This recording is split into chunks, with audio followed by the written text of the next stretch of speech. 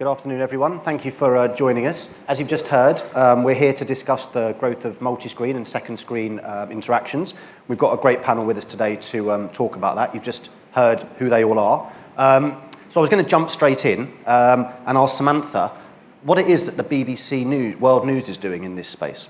So I work for BBC World News TV, which is the commercially funded 24-hour TV news operation of the BBC, and it's shown in more than 200 countries around the world. But I actually work on the social media output of that channel. So we work across a variety of platforms, in particular on Facebook and Twitter. And we do it for a variety of reasons. First, for news gathering, which we can get into at a later stage. Also to understand the sentiment of what's happening on the ground in different countries on different stories, but more importantly for engagement. So engaging with our audience in a way that we hadn't done 5 years ago, 6 years ago, 7 years ago. And that engagement really is the key to second screen use, and having engaging content across those platforms, knowing that those people, when they do tune in to BBC World News, they're either going to be distracted by something else on their phone, or they're going to be interacting with us. And on those platforms is what we want them to do. And Nart, how does that compare with Sky News' approach? Are you there because that's where audiences are and it's defensive, or is it active at the same time? I think, it's pretty much the same. I don't think anyone's really reinventing the wheel here with a lot of these things that are happening. But I think from a point of view of a broadcaster, if you look at it that you're a news organization, you don't look at it as if you're a broadcaster or if you're a website or anything like that. You're a news content provider, and this is what you do, and this is what you're trying to push your content and your news to as many outlets as possible. So in a sense, second screen or any other technology that comes and follows, that's really the main.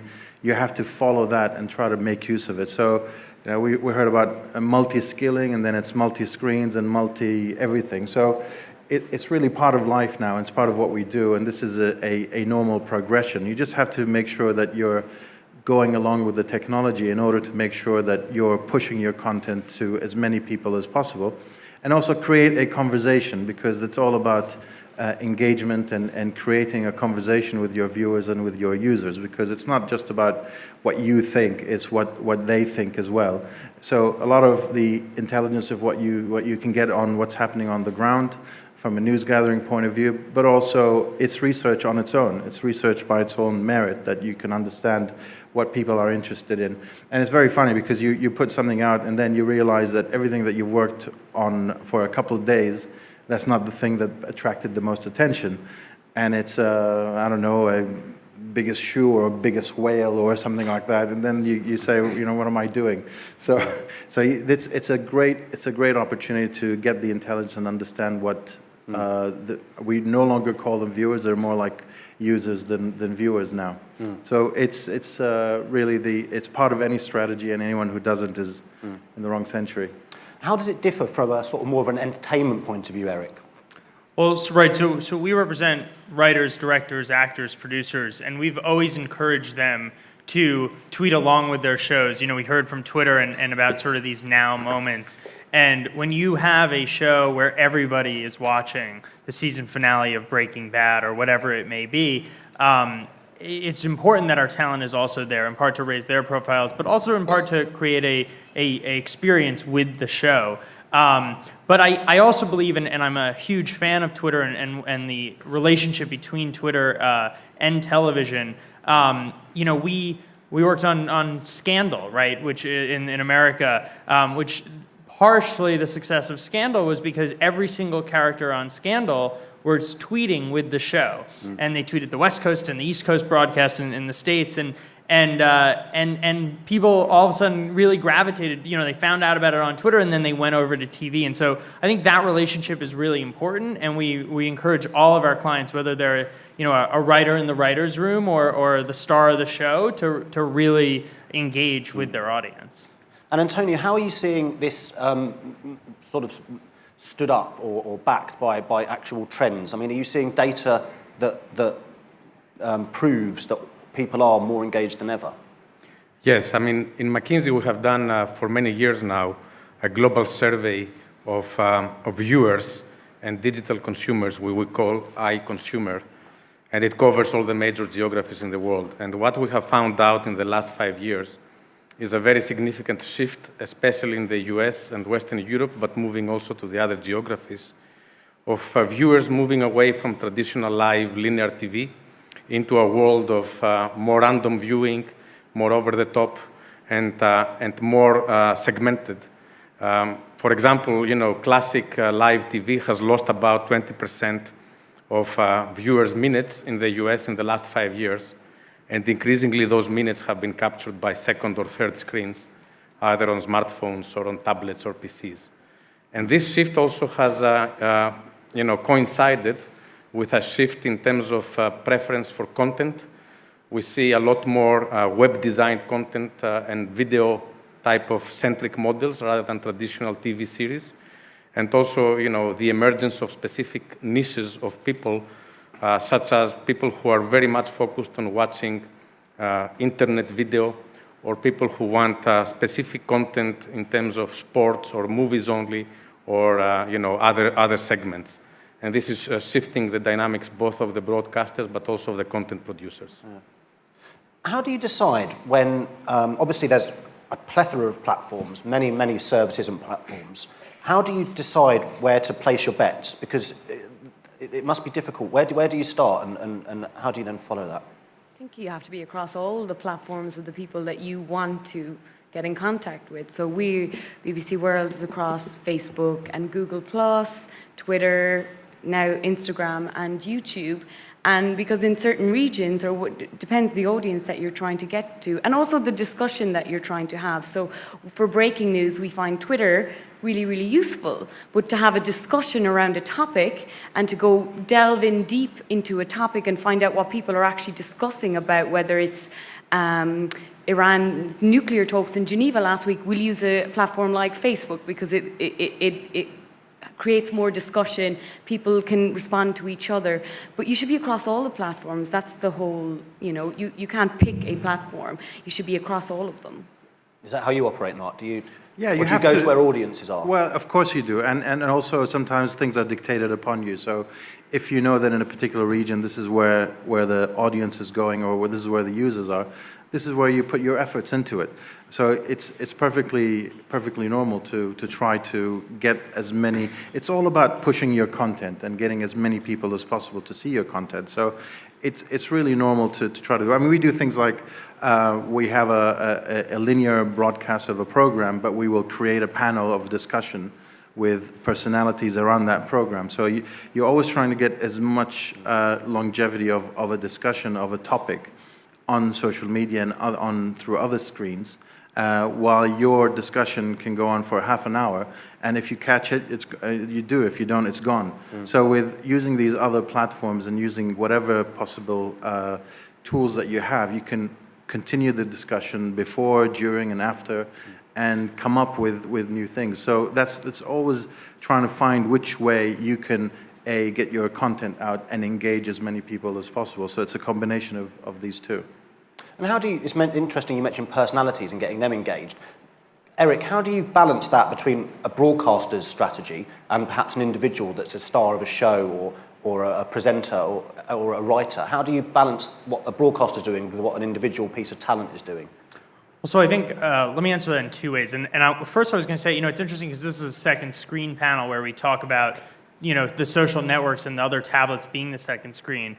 But I actually believe for a lot of people, and especially younger people, Twitter is the first screen, right? And we go to Twitter first. And especially now in the States, Twitter launched the Watch Now button, where if you have the certain cable provider, you're actually going to be able to see content by hitting a button. So we also think as representing talent, that talent needs to produce great content for the social web. Because for many people, that's the first screen. That's how they find out about these people. And that's really important. The second other interesting part is especially as we talk about advertising, we're now measuring and using data to understand when we have talent send out a tweet about a show and then people tune in, that is incredibly powerful as a piece of advertising. So as agents who negotiate deals and contracts on behalf of our talent, we're now measuring the impact, and Twitter came out with their Twitter Nielsen ratings and so forth, but we're now measuring the impact. So if you're paying $3.2 million for a Super Bowl spot, but my client's single tweet actually gets more volume and buzz on Twitter than your Super Bowl ad. You know, how are you compensating our talent for that? So I think on the talent representation side, we're trying to innovate as well to figure out how their massive audiences should be used for this. And it's important to get the tone of voice right as well, isn't it? I mean, do you work with different, do you put the same message out across multiple platforms, or is it important to tailor messages? I mean, I'll take that. I mean, basically, yes, you have to produce, otherwise it's labor intensive. So you have to find a way that, and we've been very lucky at Sky News and Arabia as well, because it's a new channel. So we've been able to build our systems from within. Our DNA is built in a way that when you produce a certain piece of content, it's not very labor intensive to try to distribute it as many places as possible. But just to pick up on a note as well, the fact that commercially, and I'm talking about this particular region as well, linear TV is still king, and that's where you make your money, and that's where that's how you're judged, that's how your ratings work, and it sometimes is very frustrating because you know on these other platforms you're doing very well and you're getting a lot of traction, and probably if you compare it in some different kind of units, you should be making a lot more money than you are. But in reality, this region is still a linear TV commercial model, and until these things try to pick up and start to pick up with changing the model, and maybe we'll come up with a model which is different to the region, that is not comparable to anything in other parts of the world. So that's the comparison is very difficult, but it's very, very challenging when you know that you're doing well on all these other platforms, and commercially you're trying to pick up with the other things. So it'll take a few years, I think, for us to try to monetize it a little bit more. And the other point is that maybe this is a technology issue. The people who run the technology have the biggest chance of actually making the most money, because if you can put advertising on both or your two or your three screens at the same time and finding a way to do that, this is not going to, it might be out of our hands. So that might be a bit more dangerous position that we would be in, that a tablet producer is able to advertise with the TV if it's the same brand in a different way, that we won't be able to benefit from it. So all these models are still coming out as far as this region is concerned, and it's very, very challenging, and in some cases exciting as well. So you're saying it's not cost effective at the moment, it's not sustainable, it's a cost, and you're not benefiting financially from this activity that you're doing? Well, not at this particular point, but it's interrelated as well. You can't just say you're not making, because that's how you bring eyeballs to your main screen as well. But so it's a marketing expense at the moment. Of course, but at the moment, where you produce revenue is from the first screen, I'm afraid, is still in this region, and then you make it from the other screens. But it's all about creating awareness about your brand, creating awareness about your news and your programming, and that is a very effective tool. But when it comes down to it, you make money from spots in this region still. But I agree about the platform also. I think there is a great war happening right now, at least we see it in Hollywood, between Twitter and Facebook to get the talent on, to get the talent engaged and using it. I think having talent on the platforms, creating content on the platforms, is both now networks, social networks, Twitter and Facebook really want. And more is being written, and now, and more resources are being poured in on the platform side to make sure that our talent is engaged on all those platforms. And I think it's going to be very interesting. You're seeing now Facebook make a lot of television deals, and I think it'll be very interesting. We're at the very early stages of this, and it'll be interesting to see how it evolves. And I think when people are using that second screen and they're in their homes, they don't want to be talked at the way that you do in TV news. They want a whole different voice. When they're looking on that second or that third screen, they want to feel, let's say, Kamla, one of our presenters, is actually talking to them on their news feed, and it's like one of their friends. So the tone and the content that we make for that second and third screen is very different to what we broadcast on TV, because it has to be different. The audience wants something different. There's something very personal about having your phone while you're watching TV, whether it be news or entertainment, and entertainment do it really well, and you are part of that conversation using those platforms, whether it be Facebook or Twitter. But yeah, the tone and using the personal voice on those platforms for second and third screen is really important. And Antonio, have you seen any examples of people generating significant revenues as a result of work they've done in the second screen space? Yeah, well, just to corroborate also what we heard, indeed, linear TV and classic live TV, it's still the king in terms of revenue generation. Just by the sheer number of minutes viewed, it's still an order of magnitude higher than the second screen and the new platforms. So, 10 times as many minutes, even in the US, so even more here. Having said that, what we call the random viewing on over the top or on second devices is growing between 20 and 50% per year. So this order of magnitude gap will narrow down significantly in following years. And in terms of revenues, we still see the traditional revenue generating parts of the value chain still being the same, which is first of all, generation of content, and secondly, the aggregators, the traditional business of the broadcasters, still capture the majority of the revenue. However, we do see, new players such as Netflix, which used to be, let's say, the aggregator of the online world, moving into content generation. They are producing their own series. They are actually trying to move away from film distribution into much more of a TV experience for their viewers. And this probably is, let's say, a precursor of new players entering into the value chain and trying to capture not only advertising revenue on the second screen, but also traditional broadcasting revenue. By the way, the Netflix example is great because when Netflix dumped House of Cards and the entire season of House of Cards, right, at one time, nobody on Twitter, no second screen producer, anybody knew what to do because all of a sudden all the content was just sort of given to you. And there was all this conversation around what do you do now on the second screen now that all the content has just been released at once? And I tweet about the end of it, but you haven't even seen it yet. And I just think, Netflix has continued to go up and up and up. And I actually think that also is playing into it, just the anticipation of it and what I think people are trying to figure out now as linear changes and you have models like Netflix where they just dump all the content out. Right. What does that second screen look like? I think for a second screen, some people talk about it being the death of traditional TV. I actually think it revolutionizes how you use TV. And we find now that, when we're doing a news program, people are tweeting about it, constantly getting involved in Facebook, and they feel more involved in the news that they're making in a way that didn't happen 5-10 years ago, where you read your daily newspaper or you got your daily news, whatever channel it came from, and that was just given to you, and there was no conversation or maybe an editorial page in a newspaper, but there was no back and forth. Now we really take into account in the newsroom what people are saying on these platforms, what they're saying on second screens when they are watching our broadcast.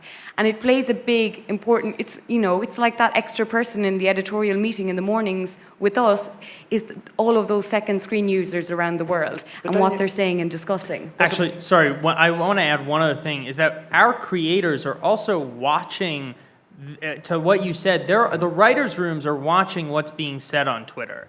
And every now and then they're actually tweaking scripts accordingly. And so to clarify something, or if so we're not only are we just sort of adding to the conversation, but we're listening a lot too, and making tweaks, as well. But this can go too far, can't it? Because we're still talking about a small proportion of the overall TV viewing population. And I think, is there not a risk that you can be almost too knee-jerk in terms of responding to what is said on Twitter or Facebook, whereas many viewers, aren't engaged on those platforms?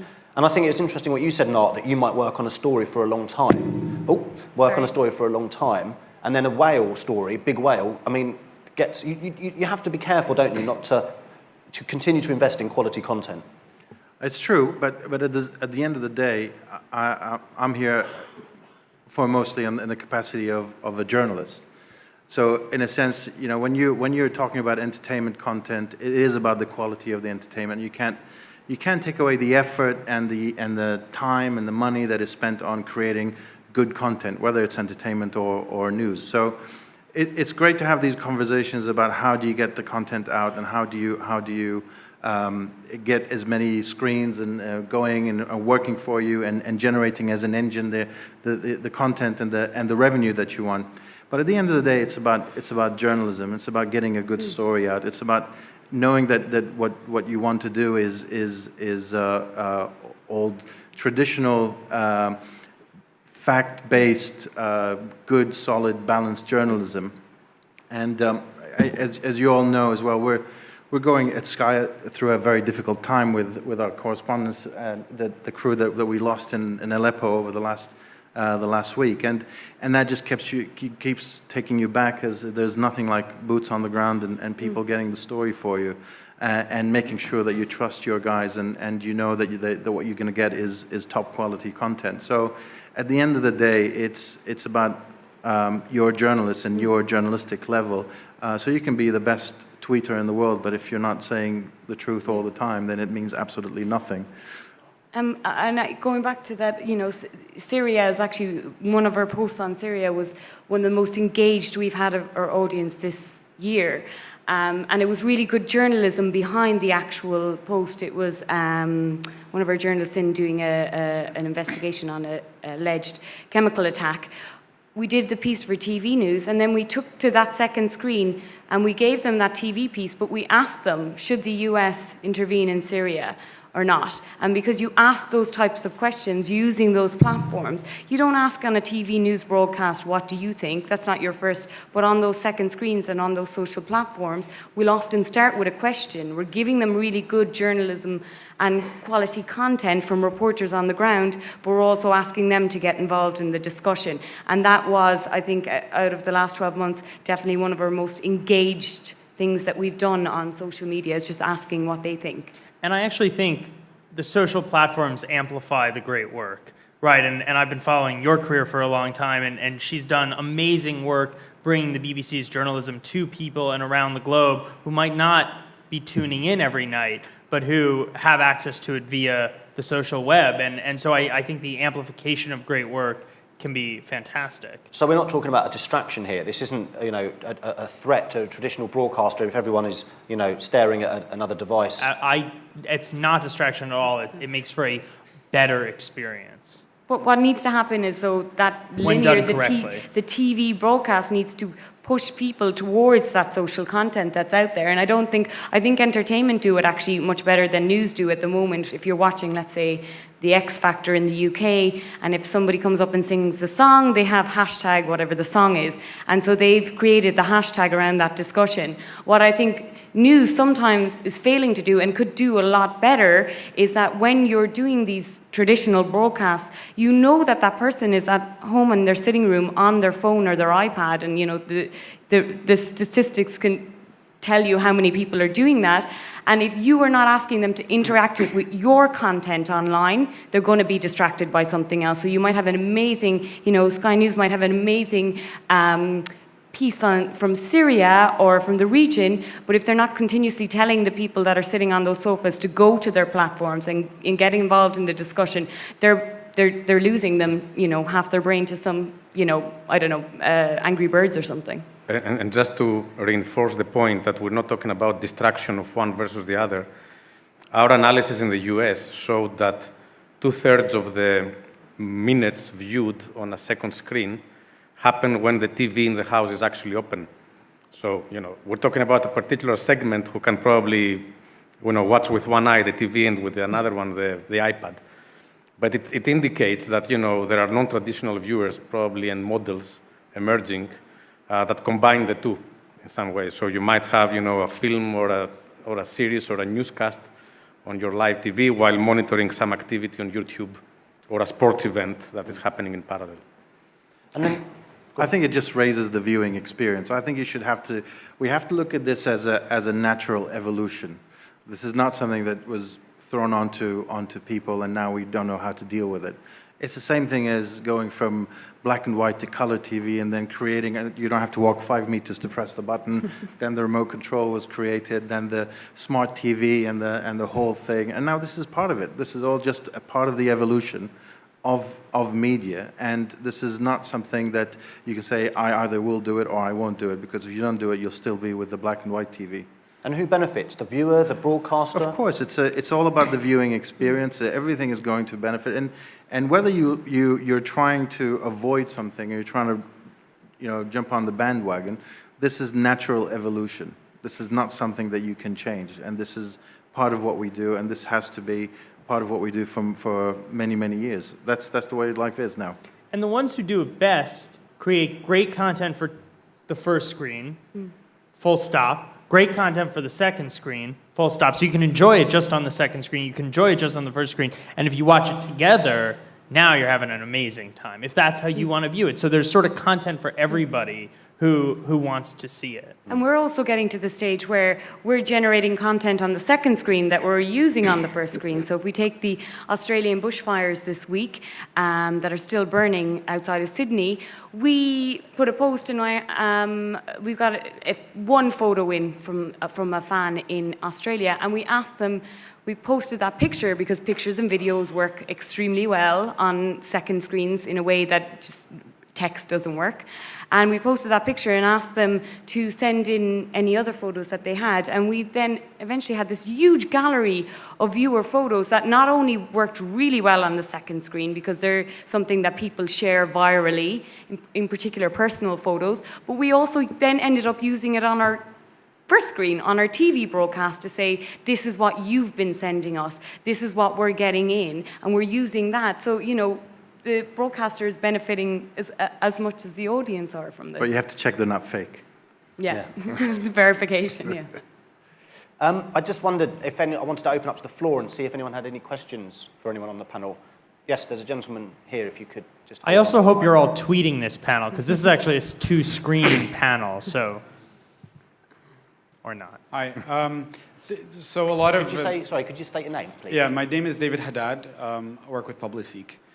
So obviously this is about TV, and a lot of it is financed by advertising. There's been this shift of budgets, advertising budgets from TV and other traditional stuff to online. Where is, like, at which point should there's a continual moving of money from traditional to online. At which point should the balance be? Are we there yet in terms of the kind of like the allocation of money or of budgets? Or at which point should we say this is enough? TV's got enough, advertising. Well, you don't seem to think there's enough money currently. So I don't think. I think if we're talking about how it's going to be, I think this is going to be a non-discussion in a few years, because at least again in the region, we are still a TV-oriented business. But as you see, and as you said as well, there is a little bit of shift. But there has to be a way where it's not a balance of who's getting more. It's about which organization or which channel or which news or entertainment is going to be more profitable. But I don't think we should look at it that way. I guess in your line of work, maybe you have to, because it's about budgeting, it's about what's the next year going to be. We're going to put a little bit more. This website is very successful. Let's put a little money onto this and onto that. I think this is going to be a non-discussion in a few years, where you're just putting money into particular content that is going to be getting you the results that you want. So it's about the program, the content, you have to dissect it in a completely different way in the future, but we're not there yet, and it's going to take a long time. And as long as the financial model and the commercial model in the region is following the same step of who's going to win and who's not going to win, should we put more money in there, then it's going to take a long time for real change. There's a gentleman at the back. Maybe the question wasn't for me, though. Maybe it was. Hi, David Moore here from Abu Dhabi Women's College. I'm one of those people who actually doesn't watch the first screen at all. I literally get all of my information, news, from Facebook, from the online newspaper, and I actually watch subscription movies, and that's it on the first screen. Am I a growing number of people? Is this something that concerns, you guys? Well, for me, and in terms of the offering that we offer for BBC World News, I understand that a lot of our audience, we have 4 million people that engage with us on Facebook, let's say, and some of the countries that I've been to, they're very like you, like, let's say, Burma, lots of different countries in Africa and Asia. They don't use the first screen. their full service is on the second screen, and it is, as Eric said, their first screen. So we try to provide them with the best news service on those social platforms, because in some countries, they will pick one social platform. They won't go to websites, they won't visit, they won't use email. The majority of people will use one social platform for all of their engagement online, and we need to be on those platforms giving them the best news service that we can. And also, just to complement that, our analysis has shown that historically about a quarter of the population, at least in the Western world, is not even watching the first screen, as you say. They're relying on printed media or on radio or on other types of information or entertainment. Now, this quarter of the population is still there, but we see the rise of another percentage, mostly the youth-oriented segment who uses the second screen, not the traditional printed media. So if anything, I would say, still the first screen, the linear media is still the king, as we said. But, people of your profile are, becoming more prominent, I would say. Yeah. No, I think, when you buy something off iTunes or, there are other ways to monetize you. There's a lady just here in the middle. Hi, I'm Mariam Al-Shamsi. I'd just like to add to what you just said. I was going to speak for my generation. I'll just give you a scenario of how I go about all these media platforms, for example. I watch all the series that I want through Apple TV, or I download them through torrent, so I don't go through any type of advertisement there. I don't have the time to sit in front of TV because I have a lot of work to do, and sometimes I'm studying, sometimes I'm at work, and then just the social life that I do with my friends. When it comes to, for example, news content, I have Flipboard on my phone, and I generate whatever content that I want. When it comes to, for example, Twitter, last year I'd say some of the things that you said were valid, I need to validate and so forth, but now I have, for example, generated the right lists and the right people that I would know they would get me the right source. So far, I have no interaction whatsoever with any kind of advertisement, and I manage the kind of media that I want to watch. So what would you say about that? And I speak for a lot of people in my generation who does the same. That's why I said Twitter is the first screen for many people, right? And not just Twitter, by the way. No, I know. And by the way, something that hasn't come up. Google Hangouts is doing well. No. I totally agree. And I think something that hasn't really been talked about is YouTube, right? And so our clients are now creating channels and companies and next generation media entities that are on YouTube. We represent a guy by the name of Brian Robbins who created Awesomeness TV, and Awesomeness TV is a next generation media company, and we just sold it to DreamWorks for a ton of money, right? And so people know that and understand that, and we're now creating content for that. But there's no contradiction. I mean, you're absolutely right, and that's probably how you consume your content. But there's nothing wrong with that. I mean, if when I have a piece of news which is generated by a journalist on the ground, and I'm putting it on screen, and I'm putting it on, and he's tweeting from the ground, and the piece that he's just done is edited and put on YouTube, and on Facebook, and on all of these things. My challenge is to get you to consume your content through your own means that's coming originally from me. That's my challenge. That's what I'm looking for. I'm not looking for you to, or you have to watch TV between 8 and 9. I'm not. You're never going to do it, and I wouldn't ask you to do it. All I would ask is that when you want to follow news on a particular topic, can you just put us on your list of things that you look at? That's all it is. And we're going to need Sky and the BBC to confirm the noise that we're hearing on social media and sort of be that voice of authority, I believe. Of course. So you might see a certain topic that relates to it. I was questioning the point of where we keep saying that TV is the dominant thing, because I believe that a big chunk of my generation, and now you proved me wrong, that a big chunk of people here in this region, and I know that more than 70% actually in the UAE, more than 70% in this region use mobile phones and internet penetration. So I think I wouldn't say by now that TV is the most dominant. I think we're evolving. No, what we're saying is that commercially it still is. Yeah. Commercially it is, but we still need to find new revenue models. So anyway, we have to leave it there. Thank you very much for all your... So I'm sorry we didn't have time for all the questions, but the guys will be around after, I'm sure, if you want to catch them in the hall. If you could join me in thanking the panelists.